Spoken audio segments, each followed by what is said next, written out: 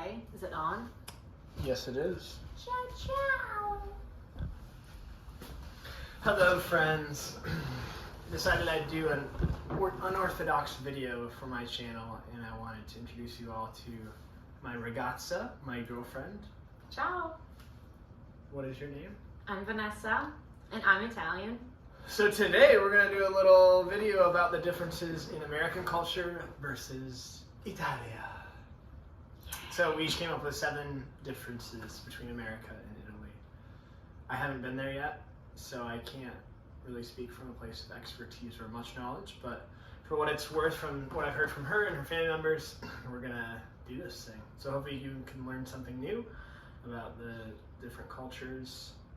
And without any further ado, we'll jump right in. We've each got 7 and 3 backup differences in case one of us mentions one of the ones that we came up with. Which I think it could happen. It definitely could. Maybe. Kick us off. Okay, I gotta start. Oh, you probably know this one. The first difference that came up to my mind is the Irish goodbye. Did you mention that? I did. Okay. But you know, what is the difference? Like, why you guys have Irish goodbye? You know where it comes from? Because, for example, in Italy, what we do, we always greet each other when we go to a place and when we leave that place. And also the way we greet someone that we already knew in the past is like this. We give you mwah, mwah, come stai, ciao. But if you don't know the person, you would just go, hey, ciao. Or because of COVID now, this is a new way of saying hi, you know, using your elbow. Like there's no like fist bump or something. I mean, I've probably seen fist bumps sometimes, but not as much as here. How do you guys greet each other usually? Either the head nod up or the head nod down. So you acknowledge someone that you don't know. Yeah. Yeah. So When you're passing them. I'm gonna have to learn the hard way what was the Irish goodbye. Can I tell the story about how I learned Irish goodbye thanks to you? You've been exposed to it already. Not exactly. So I remember my birthday party. It was the very beginning of our interaction. So I invited him to my birthday party, and he was so sweet. It was such a gentleman. He came, he offered me a drink, and he gave me like a piece of paper that said this is a coupon for a dinner, an outing. It's very, very elegant and galante. I don't know how to say galante, but anyway, charming. There you go, very charming. But then I remember that when it came the moment to cut the cake, he disappeared. Like, I did not see him anymore, and I was like, where did he go? Because I wanted to, you know, show appreciation by, hey, look, there's the cake, and we're gonna cut the cake, and I want you to have a piece. And then I texted him like, hey, what are you? And he's like, well, I needed to leave because I had another commitment. And so that's how I learned what was the Irish goodbye, which basically is leaving without saying goodbye, slipping away. And now that I live in the United States, because I moved here a year ago, I do the same thing. But if I would do that to Italy, I would definitely be classified as, she's so rude. Like the typical Sicilian, I'm from Sicily, by the way, so southern Italy, the typical face would be like, look at her. She's so rude. She left without saying goodbye. But here, it's completely normal, right? True. My first one is the units of measurement. So I think they go by the metric system, the imperial system. So very simple but impactful difference. Kilometers versus miles. We measure things in cups here in America. You guys use liters. Yeah, milliliters. grams. So that's my first one. Very simple but has a lot of implications. Yeah, also to say your weight and your height. Remember when I broke my wrist, what happened? Yeah. That instead of saying, I can remember the doctor asked me something about my height. And I said like 156 centimeters, and he's like, what is that in feet? And I did not have any idea. Yeah. Back to you. Well, speaking about the cake and that, episode, food is Italians' love language. So the way we express affection in Italy is through food. And specifically in Sicily and in all southern Italy, when you want to, appreciate someone or give him like a gift, just give him fish or give him meat or give him sweet, whatever, or just invite them over for a nice meal, and another difference that I've noticed that in Italy, everyone has an individual pizza. Instead, like in the US, we usually have we order like Donato's, Domino's, the square little pizzas. It's always like shared instead. In Italy, if you go out for pizza, you always have your own individual pizza, which sometimes you can share with people. That's how we call it Giro pizza, when you can let other people taste your own pizza. But usually it's always individual. And another thing that I've noticed talking about food is that we have a lot of ingredients in Italy that were banned. Like, speaking about food, he's preparing a nice dinner for me. He's preparing bell peppers stuffed with rice, and what else did you put? Beef. And beef, which in Sicilian will be pipi ripieni arrostuti. They're not arrostuti. They're not roasted. They're in the oven. But anyway, so yeah, we have different ingredients like palm oil. It's banned in Europe. Instead, here I've noticed that is basically everywhere. Canola. I've never heard of canola oil before living in the U.S. Anything else to say about food? Oh well, we can talk until tomorrow morning, but I guess it's okay for now. My next one, which is a very real part of my experience, is pet names. Specifically for your significant other. I've noticed here in America, a typical one, like with my older cousins, a lot of them just call each other babe. Hey babe. Or sometimes, you'll call your significant other baby. But in Italy, they have some interesting, rather intense pet names. I think the most common one is probably just calling your significant other love. The word for love is amore, but you roll the R, so amore would be the pet name. Good. Shortened version would be amo, which is very easy, just 2 syllables. But the first one she taught me was treasure, which in Italian is tesoro. So you never hear someone here in America say, hey treasure, could you come over here? But here you could literally just be like, tesoro, I want to show you something, or tesoro this, tesoro that. Oh, there's also gioia, which means joy. Joy is another word. Hey, gioia, come stai, gioia? Well, so yeah, the comparison I made was amore to baby, and then amo to babe. I feel like those are the 2 most common between Italy and America. Italians are very passionate people. All right, it's my turn. Oh, well, always about food, actually. I forgot this one. We don't put fruit in the same plate as like Americans do. When you go to a party, you see like these plates with crackers, cheese, and then fruit, like grapes, all in the same plate, like all eaten together.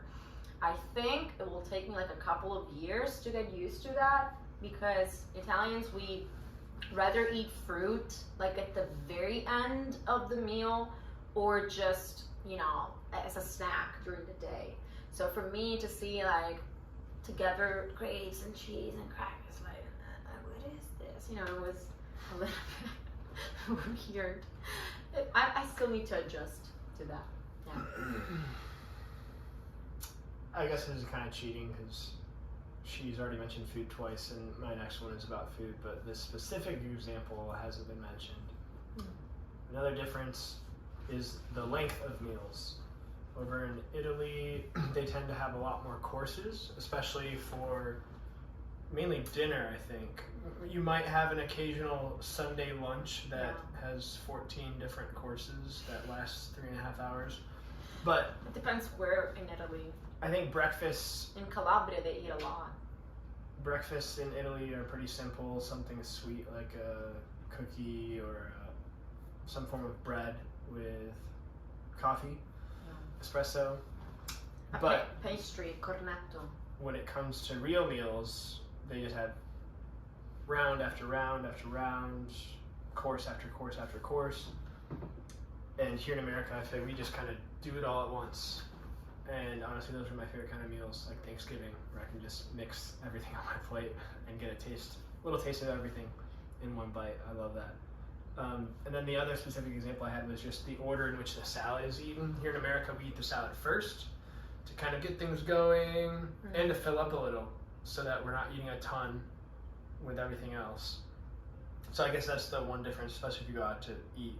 Instead of having everything at once, we'll usually have a salad. Most restaurants will ask, they assume that you're going to have the salad out first, and that'll come first as kind of like an appetizer, whet your appetite and help you fill up, which I think is actually a good practice to have the salad first, because that way you're not eating as much of whatever fatty carbs or protein packed course you have coming next. So I mean, Italians, we eat salad like as a side dish, but I do believe that it's better to eat salad first. And I also like the fact that you eat all together. I mean, beside fruit, with what we said before.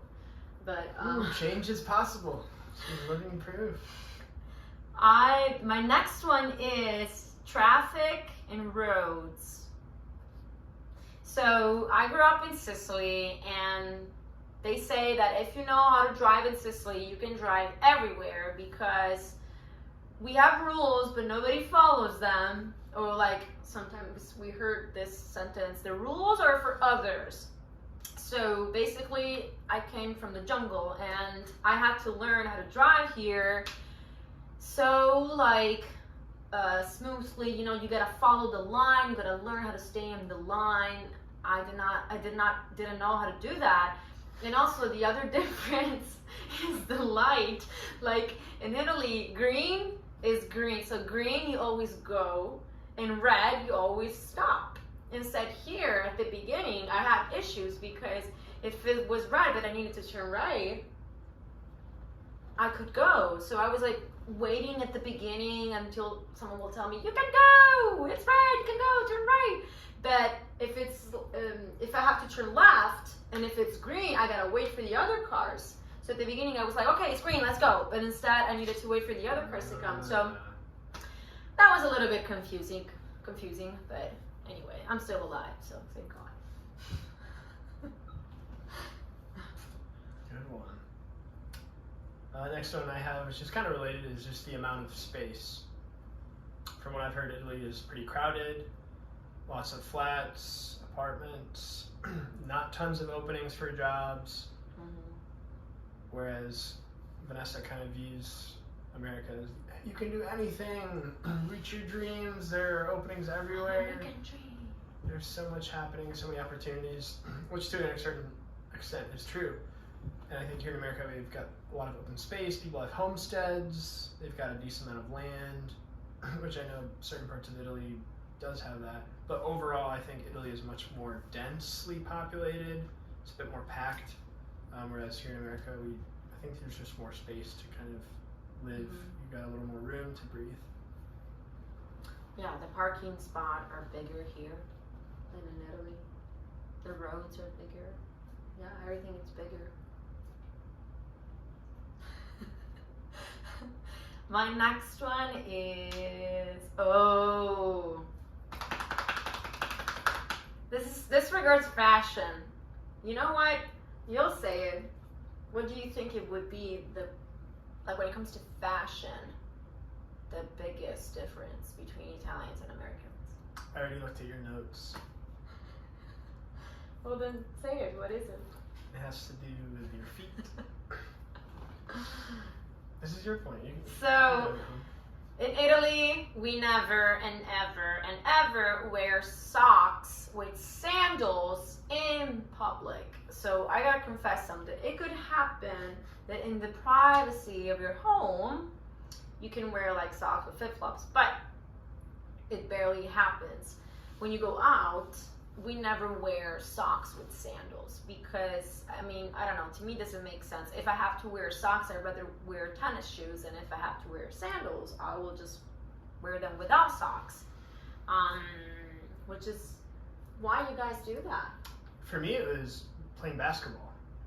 As a basketball player growing up, we'd always have our sandals, our flip-flops on, but we would have our game socks on. We'd be ready to change into our basketball shoes, which, you know, they have to be pretty sturdy.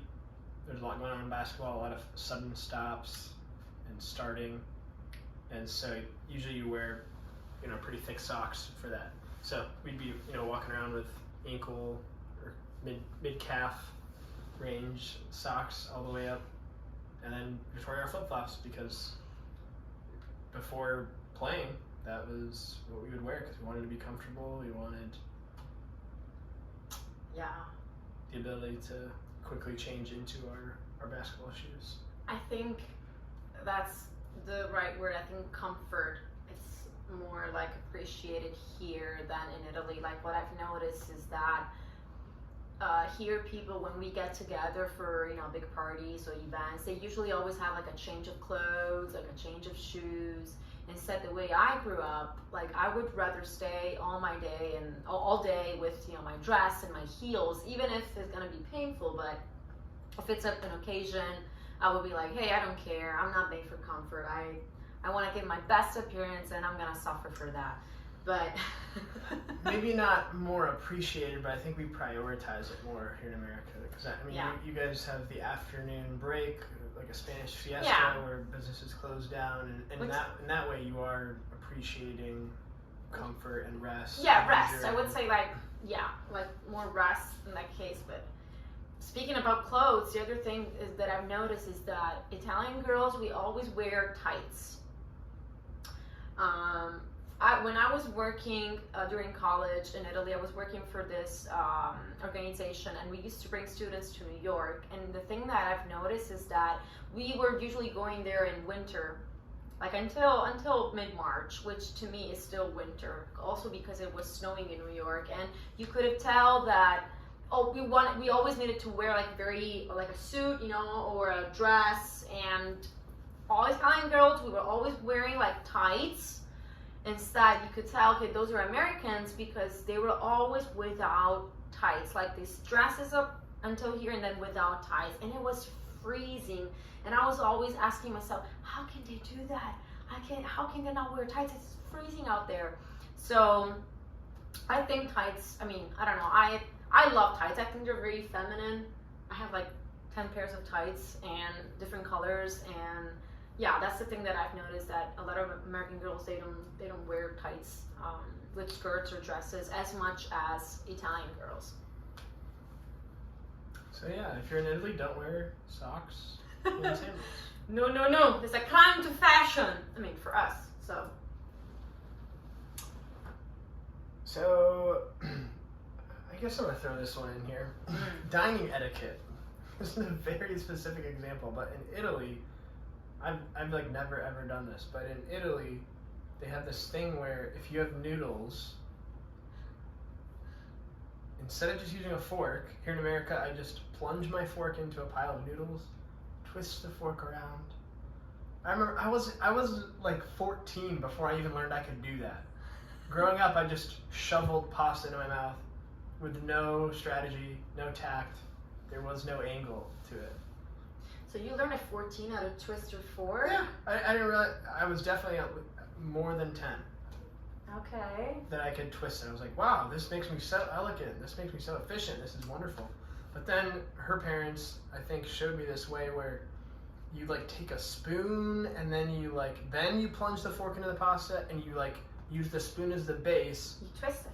And then you do it, and the spoon is supposed to like be a backstop to try to collect the noodles, which to me is just like... We learned that when we learned how to eat, basically. I don't need a spoon. I'm just going to use the fork, twist it around, it works perfectly fine. But I don't know, this one specific dining etiquette, this difference is interesting to me. They use a spoon and a fork for the pasta, whereas, growing up, I would just use a fork and twist it around. But specifically for spaghetti, which you're kind of covering my other point, because what I wanted to say is that we don't break spaghetti. And like breaking the spaghetti, it's a crime to food for us. And so that's the reason why we need a spoon, because spaghetti are very long, type of long pasta. So we need to twist it, and you need a tool to do that. So yeah, I think that every time an American breaks spaghetti, an Italian dies, probably, yeah. So we kind of have that in common, so I'm gonna skip that. This is an interesting one. We have people in Italy paid to put gas into your car. And we don't have different kind of pumps. Like, in America you have 87, 88, 90, 93. I'm like, what the heck? Are we playing bingo with gas? What's going on? Like, we only have gas and diesel. So, and when I was, getting gas in Italy, I was always like going to the guy that works at the gas station, telling me, pieno per favore. So give him, my car keys, and he will do all the job for me. Sometimes we do have self-service, of course, but it's not like the rule. Like here, you always have to put gas on your own. And it was kind of confusing for me at the beginning to understand, okay, which pump do I need to use? Because I did not grow up with different types of, gas pumps. So that's mine.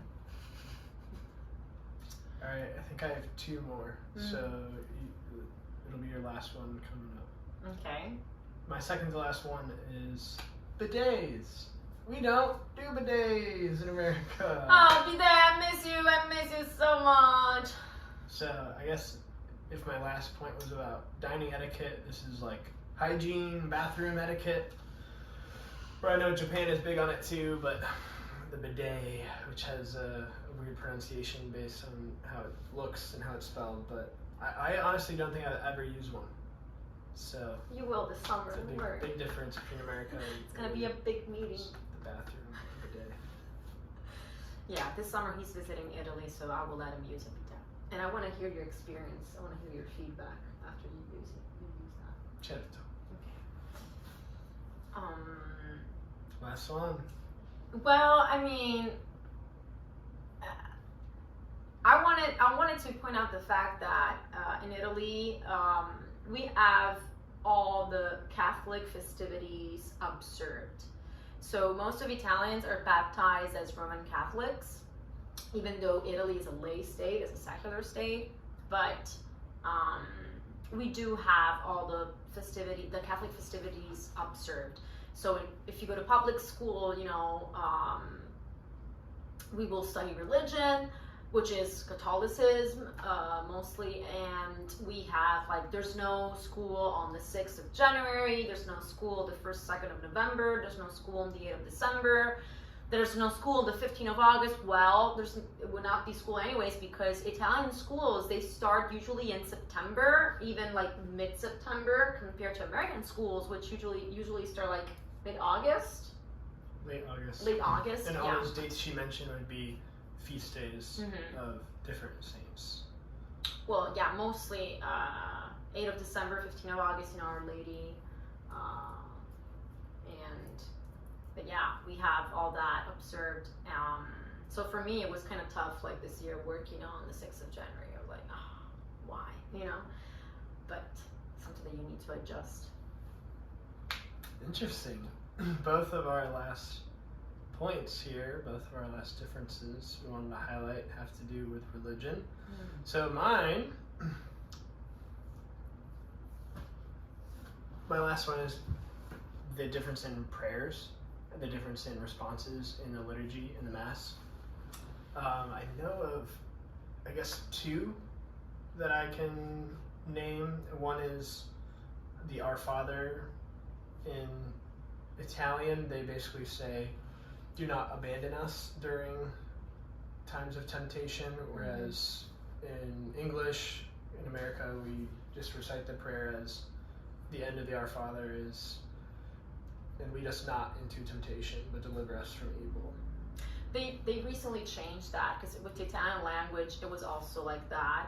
Don't lead us into temptation, non ci indurre in tentazione. But then they changed it. We're like, why would God lead you to temptation? You pray that He doesn't abandon you. So they changed it in non ci abbandonare in tentazione.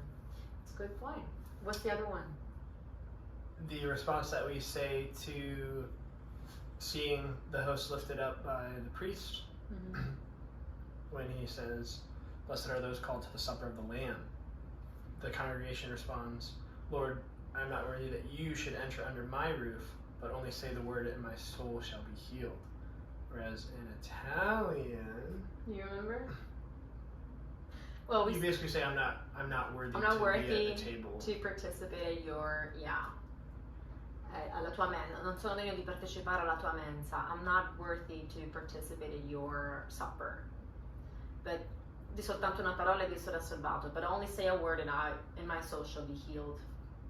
So instead of having like a movement of Christ towards you, which in English is, I am not worthy that you should enter under my roof. For Italian languages, non sono degno di partecipare alla tua mensa. I'm not worthy that I should go, to you. So it's an interesting perspective.